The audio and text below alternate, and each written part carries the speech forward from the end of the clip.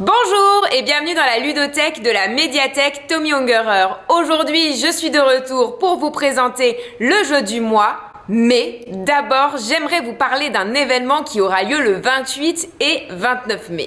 Alors on joue, ce sera un week-end dédié entièrement aux jeux sous toutes ses formes. Il y aura du jeu vidéo, des jeux de société, des jeux alternatifs, du jeu de rôle et même un concert de live coding. Et il ne faut surtout pas manquer ça, alors notez dans votre agenda, le 28 et 29 mai, il y a le week-end, alors on joue.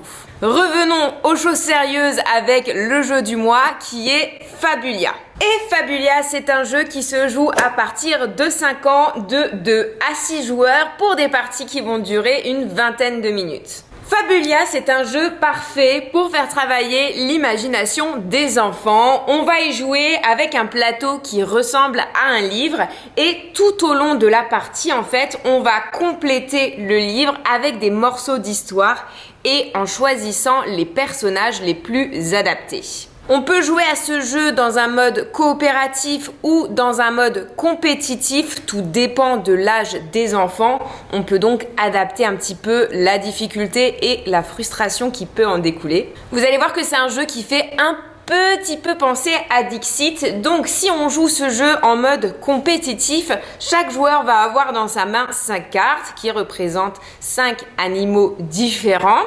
Et on va lire ensuite la petite carte histoire qui va nous donner le descriptif du personnage qu'on va devoir choisir. Le descriptif est toujours écrit en gras et en italique. Par exemple, sur cette carte, on va devoir choisir un personnage qui pourrait ressembler à une jardinière au regard noir. Alors, qui pourrait être ma jardinière au regard noir? Ça peut-être être une fourmi.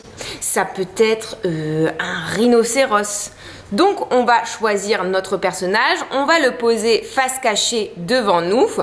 Le joueur qui est le narrateur, donc celui qui lit l'histoire, va prendre toutes ces cartes, les mélanger, puis les retourner face visible. On va alors procéder à un vote grâce à un système de jetons. Et puis les cartes qui remporteront la majorité gagneront un point. Les cartes, parce qu'il peut y en avoir plusieurs selon le cas. Et si nous, on a voté pour une carte qui a obtenu la majorité, on va pouvoir gagner un point supplémentaire. Et donc là, c'est tout simple, on continue la partie jusqu'à avoir complété le livre et à la fin, celui qui remporte la partie est celui qui a marqué le plus de points. Et en mode coopératif, la petite différence, c'est qu'on va jouer en quelque sorte contre le jeu, c'est-à-dire qu'on va pas avoir chacun notre pion sur la piste de score, il va y en avoir que 2, celui de l'équipe et celui du jeu. Et pour gagner des points, il va falloir voter tous ensemble pour la même carte. Il faut qu'il y ait la même carte qui remporte tous les votes et sinon en fait c'est le jeu qui va marquer des points. Et enfin la toute dernière variante qui est un peu évoquée dans les règles mais que je trouve très chouette à inclure potentiellement dans les autres modes de jeu, c'est celle où tout simplement on va discuter de nos choix, on va parler pourquoi on a pris tel animal pour jouer tel rôle et on peut développer l'histoire même, qu'est-ce qui va arriver à ce personnage ensuite et du coup une fois qu'on a compléter notre livre avec les personnages et les morceaux d'histoire, on peut tout simplement relire l'histoire, essayer de se souvenir des personnages qu'on a choisis, on peut un petit peu faire durer le plaisir. En bref, Fabulia, c'est un jeu narratif pour les plus jeunes vraiment très chouette, il est fluide, simple, bien illustré et ça fait travailler l'imagination.